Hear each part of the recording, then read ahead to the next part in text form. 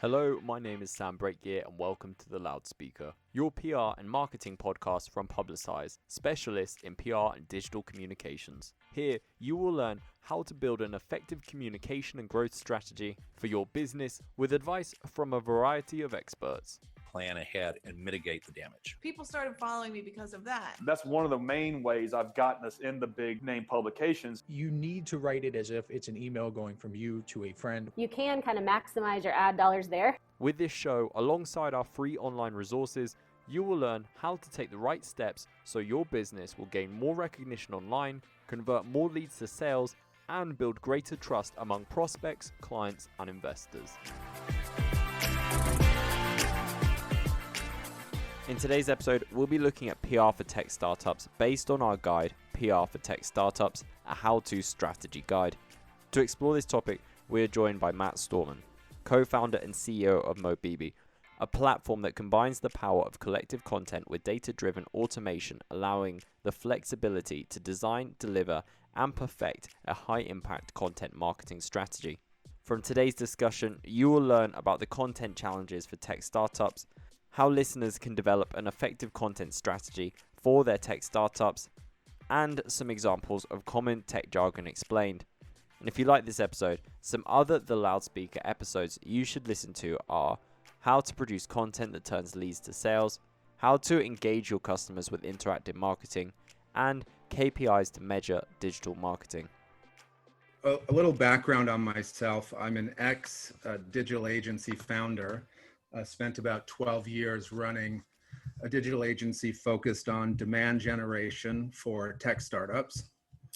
And during that time, when we saw a shift and content and social media became a much bigger part of the marketing stack, we found that difficult. Being data-driven search guys, we didn't have the creativity that was required to do social really well for a tech startup.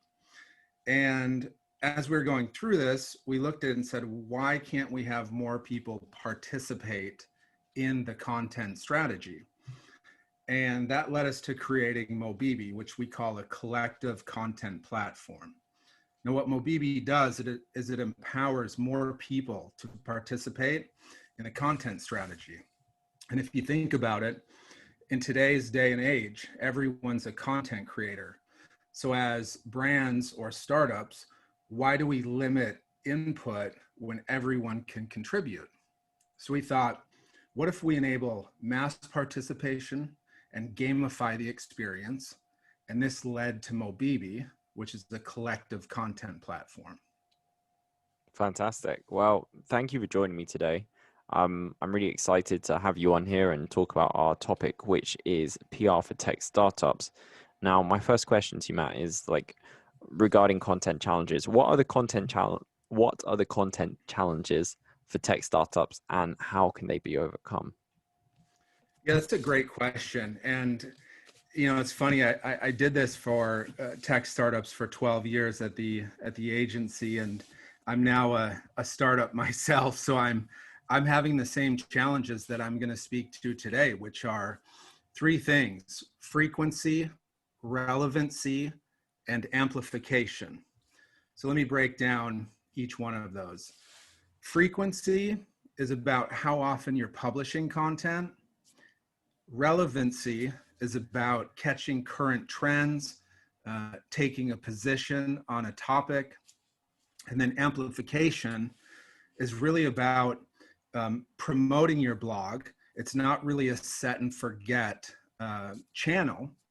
And there's different ways to promote it, which you can do across social channels. So frequency, relevancy, amplification. To overcome these, creating more content, you can involve more team members in your content creation. Relevancy, look at trending topics, cite high profile sources. And then amplification, once you create your long form content that you post to your blog, you should be promoting it across all of your social channels. Now you can do this for free with your posts, But if you find one post or one blog topic that's getting high engagement, it's really easy and cost effective to spend $10 to boost that specific post. Now, I have to say, I really love what we're talking about, and what you say there, what you said there makes absolute sense. You know, sometimes on these episodes, I will admit, I have no idea what I'm talking about, in the sense that if we have an episode on like PPC, or I don't know, we have an episode on like white papers, I really don't have much experience in that. And I say that at the beginning of the episode, I say like, hey, I'm a novice. So like anyone listening to this is a novice, we're in the same boat. But as a content creator for Publicize, I completely get what you're saying, and that makes absolute sense. So I really love this conversation. Now, I would love to hear your opinion on how can our listeners develop an effective content strategy for their tech startups. First, I'll echo my sentiment above, but additionally, I think one of the bigger mistakes that are made is someone spends 4-8 hours creating a great blog post, and then they send that link out, they promote it on let's say Twitter, LinkedIn, and Facebook, and then they move on to the next one. So if you think about the speed at which social media moves, posting your blog to social one time is simply not enough. So the first thing to do is, once you create your blog post, you'll be promoting it multiple times to the same channel. So a basic recommendation or formula that we've developed is, for each blog post, you're going to promote it 3 times per channel. That's 1 time AM, 1 time afternoon, and 1 time PM. Now, if you run this on a 3-week cadence, the next thing you know, as you're creating more blog content, your social channels become a huge source of information. Each week you're sending links to a new post, but also resurfacing an existing post. Because if you think about it, I mean, let's be real, who sets out on Twitter to follow a B2B tech startup, right? It's very difficult. And my take for B2B tech startups, social is about discovery, not audience building. So your goal with your social posts is really to drive awareness and then clicks to the property that you own, and driving those users to a sign up, whether that be for your product, newsletter, or any way to capture their information. Now, saying that about the process, the next question is, how do we increase the frequency? And that's where we get into the collective concept. Now, if you're let's say you're a small team of 5 people, involve everyone on the team in the content strategy.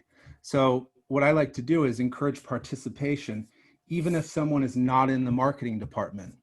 It could be an engineer talking about a new stack or a new language and that you're using in your platform.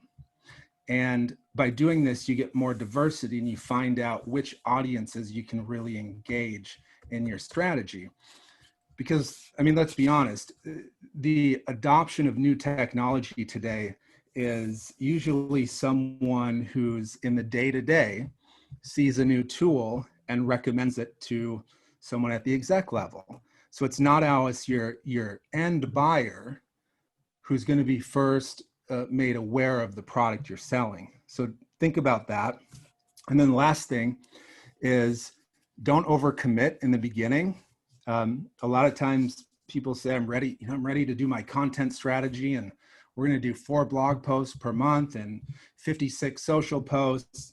And you get excited. Month 2 comes, you're dragging. So start for the first 90 days, start with a small commitment, 1 or 2 blog posts a month, and promoting those across social. After 90 days, look at how much time it's taking, and then see if you can ramp it up. I mean, the ideal mix is 1 blog post per week and then 12 social posts per week.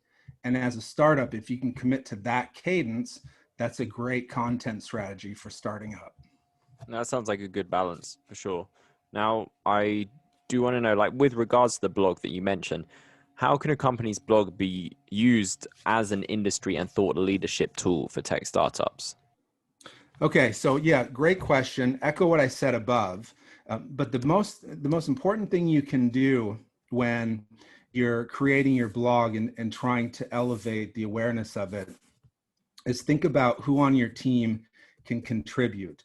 Now, your sales and marketing team, of course, they're going to write marketing content, but what about having your CTO write about technical concepts, or your CFO write about SaaS accounting? The more you can become a resource, the faster you'll become a vendor. I like that. And I like the fact that you're thinking of being a resource first, because I think that's one of those things which is one of the most important rules within PR, regardless if that's your own media or you're trying to go out there and get earned media, or even in the sense of paid media. Like being a resource or offering something of value is the most important first step before just selling your product or selling whatever it is that you're trying to get out there. So I definitely think that's some good advice. Build a robust communication strategy for your business using Publicize's digital resources. From toolkits to templates, our resources are available to everyone and anyone, just like this podcast.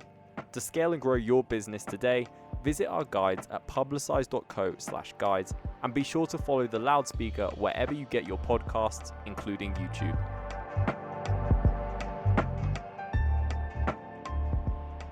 I would love to know, can you explain how our listeners can use SEO, content marketing, and social media marketing for their B2B startups? Yeah, so it's funny when you asked about SEO, it's near and dear to my heart. It's something I've been practicing for 15 years. And, as I look more at how it's evolved and the things that are going on in the industry, the more I think about the startup founder who's seeing organic and SEO as a great way to grow your business. Maybe they're bootstrapped and they need to earn free traffic. So what I'm going to recommend in this segment is more for the startup, the bootstrappers, the people who are really trying to capture that free traffic without a large budget. And with that being said, the first thing you want to do is what I call tick the SEO 101 boxes. Now, what does that mean? First and foremost, you're going to grab your Google My Business listing. You're going to fill that out, add your maps, connect your accounts. Next, you're going to verify your site with Google Search Console, and that's going to help Google index your site. And last but not least, you're going to set up profiles in relevant directories. I think a good thing for startup founders to do is go to Google and to search how they think their customers would search, and then look at the results and see if there's any open directories that are ranking in the first page, something like G2 Crowd or Capterra, and then go in and fill out. Most of them have a free profile option. Fill out your profile, get your tech startup listed, and then what happens is you get capture more awareness and discovery. And that's kind of when I think about SEO, search engine optimization, I really like to say it's discovery optimization. And what you're trying to do is you're trying to be discovered wherever that is, whether that be in search, whether that be in a directory, whether that be on social media. It's all about being discovered. So the last and final thing I would say in that 101 box is use the Google PageSpeed Insights tool. It's a free tool. You put your site in and they run an analysis and they tell you exactly what needs to be fixed and they give you a score. And what I would say is go to that site and continue trying to improve your score. And with that, make sure that you're focused on mobile, because you can analyze your mobile version and your desktop version. Now, given that in this day and age, most sites are mobile first indexing with Google, you want to make sure your mobile version scores really well. And then, the last thing is obviously create great content. It's not about super high level advanced SEO tactics, great content, promote it via social, measure engagement, find out what topics, what themes are resonating, and then branch off those high engagement topics, and then continue your frequency and your amplification. So it's not some big mystery. There's not a silver bullet you're going to crack. It's about consistency, frequency, and then making sure you get SEO 101 knocked out in the beginning. Yeah, I think that's a fair point that you made, that like there's no silver bullet. The truth is, it does take a lot of work to produce all this, and it's not just like a lot of work which you're done and then like you can just I don't know, dust your hands off and you're finished. Like you said, there's the frequency. So to really like have that competitive edge, you do need to have that drive to put out good content frequently, like you said. And it is a full-time job, but it's worth it. I definitely think the fruits of this labor are worth it indeed. Yeah, it's interesting that you say that, because one of the guiding principles behind Mobibi, the platform we created, and this collective content concept was because frequency is really difficult. As a startup founder myself, I have tasks and projects and fires to put out every day. So finding time to sit down and write content was really difficult. And this isn't something that's unique to startups or bootstrapped companies. I mean, I see this happening with Fortune 500 companies with our agency. And so the easiest thing to do is to get more people involved in creating content. And when we were looking out in the market, we didn't see an application or a tool that allowed us to do collective or group participation. And then the second thing was the question is, why would people participate? I mean, they've got their own jobs, their own deadlines. And so what we did is we gamified the platform. And what we've seen success with clients using the platform is they do small competitions, rewards. We have a client doing an intro to summer month-long campaign in June. They have 10 people contributing content. They all score points, and the winner of that contest gets a $100 gift card to Amazon. And not only is it producing great content, it's actually uplifting internal employee engagement because there's that fun, competitive excitement. So, frequency is really important. Find a way to involve more people, turn it into a fun contest, and then you'll reap great results. Yeah, that's one of those golden win-win scenarios there. Yep, exactly. Now, this is my last question to you on today's topic, but I'd love to know, what are some examples of common tech jargon, and can you translate them for our audience? Yeah, we love tech jargon. I'm going to pull out two jargon terms that relate to our conversation today, and they are, anyone that's done SEO might know these. It's BERT and EAT. As a startup founder, if you're doing research on how to do SEO, you're going to find these two terms come up, and they make SEO sound incredibly complex. And for example, BERT, that's BERT, is bidirectional encoder representations from transformers. Okay, what is that? It's complex way of saying it's natural language processing. So write your content in a natural way. But when you're learning how to do SEO and you're researching, and someone says, "Oh, you've got to remember BERT, and you got to do this, and it's this," and it's like, you know what? Just write content in a natural language. That's what BERT is. And then there's EAT: expertise, authoritativeness, and trustworthiness. Now, this one's a little bit more relevant. So expertise is know the material you're writing about. Authoritativeness is within your content, cite or link to industry experts. And then trustworthiness is reviews, mentions, listings, basically showing that you're out on the internet. One of the reasons earlier I said grab your G2, your Capterra, and your Google My Business is because trustworthiness is based a lot on reviews. So if you get your directory listings, then you can start capturing reviews, and that helps increase the trustworthiness of your brand. But EAT is really again, a complex way of saying write valuable content, serve your audience, and then you'll be rewarded for that. Well, thank you for taking the time to explain that, because I'm not going to lie, before those explanations, I was lost completely. So yeah, I think us commoners that are not in these kind of tech jargon bubbles definitely need some clear explanations like that to help keep up. But those are my questions today. The only other question I've left for you, Matt, is if people want to keep up with what you're doing and hear more from you, how can they do that and where can they go? Yeah, so they can find us across the social channels at On Mobibi. That's our handle. So that's ONMOBIBI.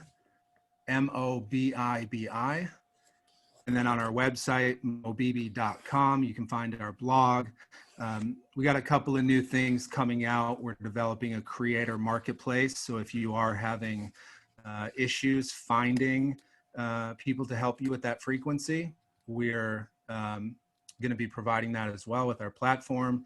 And you can follow myself on Twitter. It's Matt Stormoen. That's my handle. And yeah, just check us out. And as a startup founder, the last thing I'll say is we're a community of people, and if we continue to help each other succeed, I think that's a great path forward. This isn't about beating everyone. It's about sharing knowledge amongst the group and the community and lifting everyone up together. Fantastic. I think that's a great message to conclude on. And thank you for joining me today, Matt. It has been a real pleasure. Yeah, thank you. We hope you enjoyed today's episode, and make sure you follow us wherever you get your podcast to stay up to date with the latest PR and digital communications trends. You can also find numerous videos on our YouTube channel where we break down complex topics and the best tips to help you scale and grow your business. If you're ready to take your PR and digital communications to the next level, book a call with one of our growth consultants today. And that's not all. Exclusively for the Loudspeaker listeners, receive an SEO assessment as part of your package for any tier of service at no extra charge. Just go to publicize.co/LSpromo to book your call. Thanks for joining us, and we look forward to having you here again soon.